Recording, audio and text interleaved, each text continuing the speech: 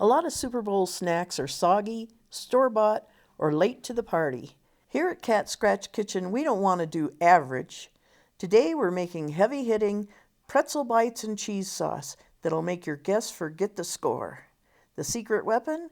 We're doing the work now so you can be on the couch later. So if you want a hosting win, grab your apron and let's get to the dough.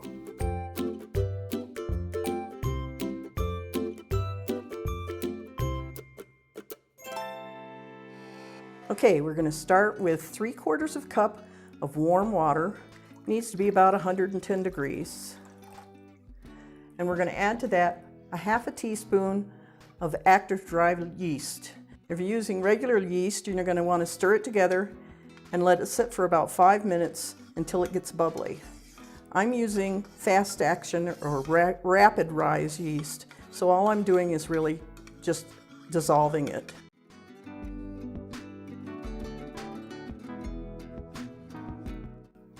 While that sits, we're going to take 2 cups of all-purpose flour, and I'm going to put them in my food processor. Now, normally the recipe would tell you to use a stand mixer. I don't have a stand mixer right now, so I'm using my food processor. You could also do it by hand, but I don't want to go through all the kneading, so I'm going to use the food processor to take care of that step for me. Then we have a teaspoon of sugar and a 1/2 teaspoon of salt. We're going to add that to our flour.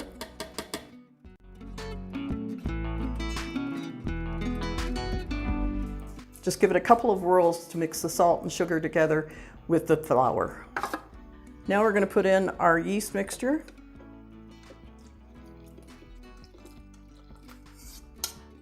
And now we're going to go ahead and turn it on. And I'm just going to pulse it because I just want it to get to the point where it's in a ball.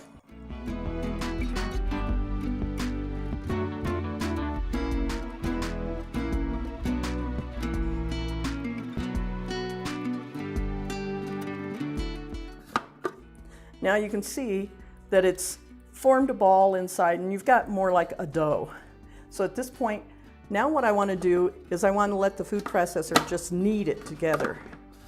So I'm going to go ahead and leave it on for about 3 minutes now so that it has a chance to actually knead the dough.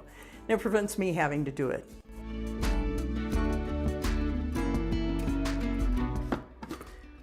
Once it's kneaded, you just want to take it out. Now it's going to be a little bit sticky, but we just want to drop it in a greased bowl. And cover it with a dish towel and let it set in a draft-free place for about an hour until it gets puffy. Once it gets to that point, it'll be less sticky as well. Okay, now when the pretzel bites are cut and raised, then we're going to dip them in a baking soda and water combination. That gives us that nice shiny crust that we want that's pretzel-like. So we need 2 cups of water,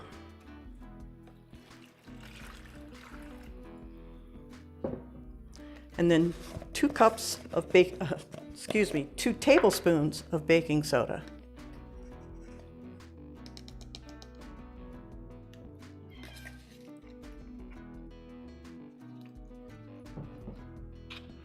And just want to mix that together until it dissolves.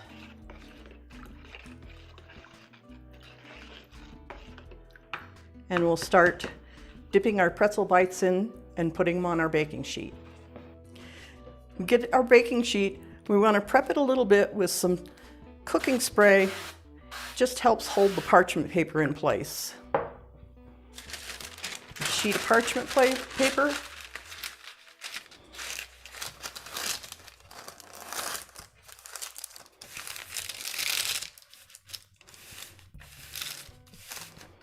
Just like that. It's been an hour. Now we're going to take a look at our dough. You see how nice it's puffed up? Definitely doubled. So first I'm going to flour the board just a little bit, just to make it easier to work with.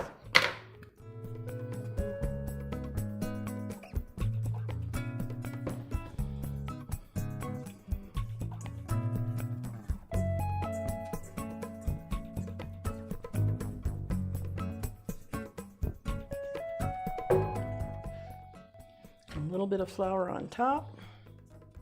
Just a little bit. We don't want to add a whole lot of flour to it.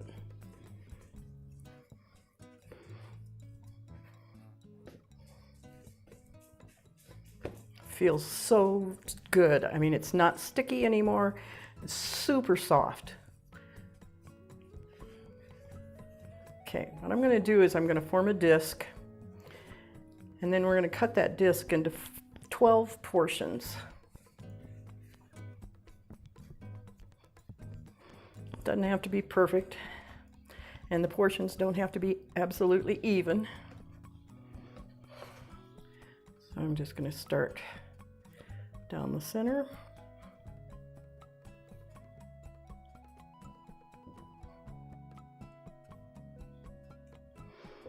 Now we need to cut each of these into 3.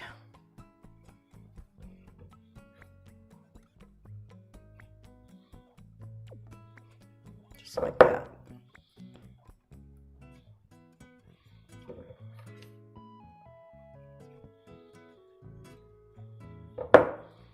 And you see they're not exactly the same size.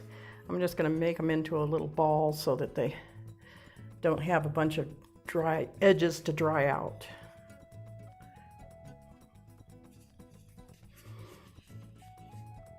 This just makes it easier to handle in smaller portions, and the reason it really doesn't have to be exact is because we're going to be rolling these then out into small tubes or ropes and then cutting them into the bites.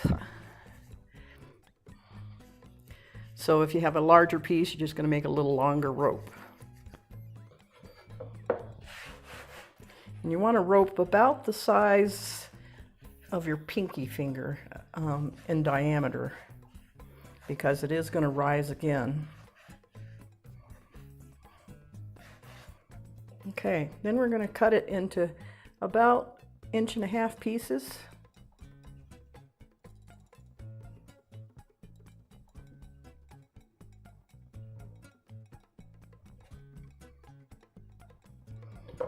Like that. Going to have our parchment lined pan ready to go, and our water with the baking soda in it. You want to drop your little pretzel nuggets into the soda water and then take them right back out and place them on your pan.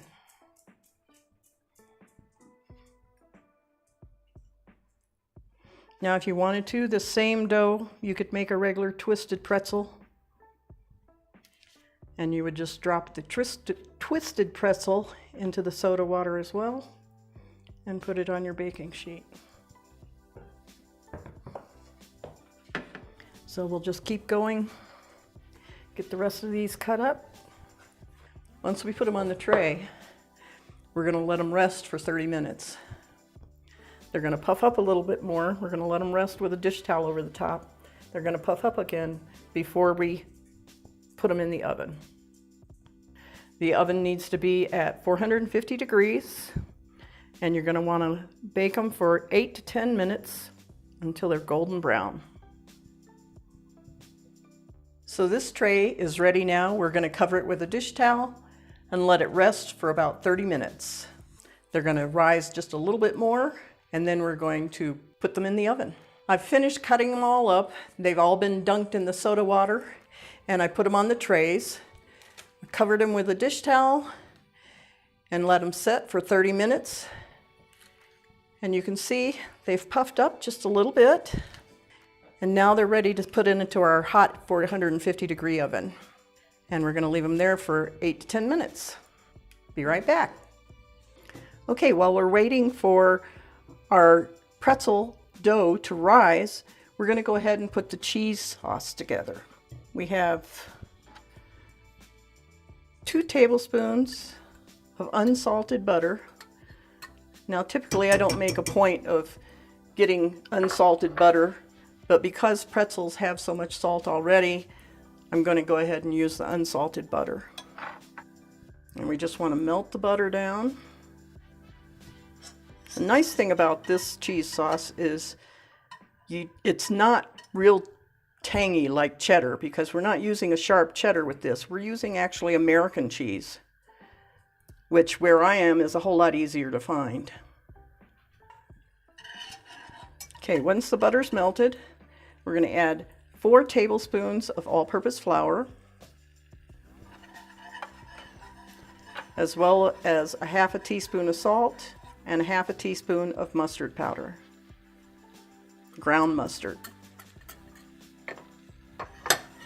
Whisk them together well. And you're making basically a cheese sauce like you would make for mac and cheese, just with the addition of a little bit of mustard. Now we're going to gradually add 2 cups of milk.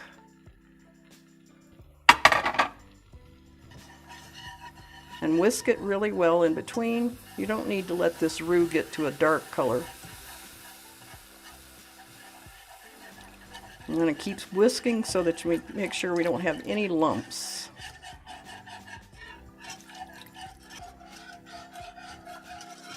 That's looking good. I don't see any visible lumps. I'm going to add the 2nd cup of milk.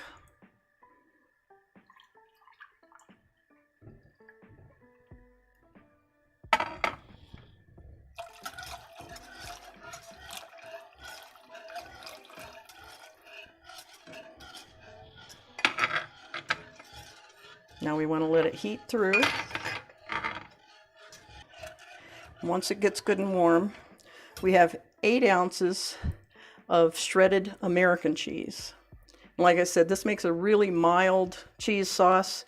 You could use it actually as mac and cheese. About a half a cup of the cheese sauce with a cup of cooked macaroni would make a really good mac and cheese. You can let me know in the comments if you'd like to actually see a mac and cheese video. We could do that too. Now we're going to take the cheese and just add it a little at a time. A couple of half handfuls at a time. Stir it through. What I just did is not what you're supposed to do. You really should let that milk start to thicken before you start adding the cheese. But because I jumped the gun and started adding the cheese, I stopped about halfway through and I let it go ahead and start to thicken. And as you can see now, it's actually starting to thicken. Now, at this point is when you should really start adding the cheese, and I'll add the rest of mine.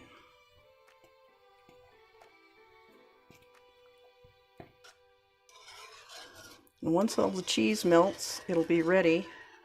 And it'll thicken up even a little more once it cools just a little bit, but you do want to serve it warm.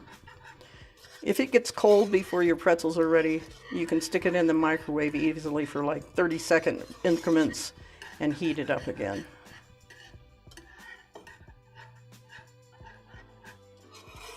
But you can tell just on the edges of the pan how thick it's getting.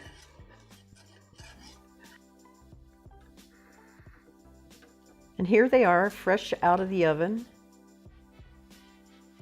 We want to take a pastry brush and just evenly coat them all with some melted butter.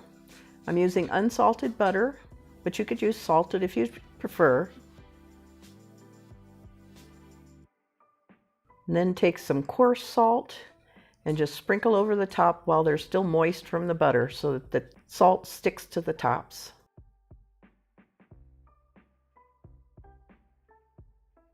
And we have our hot cheese sauce. We're just going to ladle some into a serving dish to go along with our pretzel bites.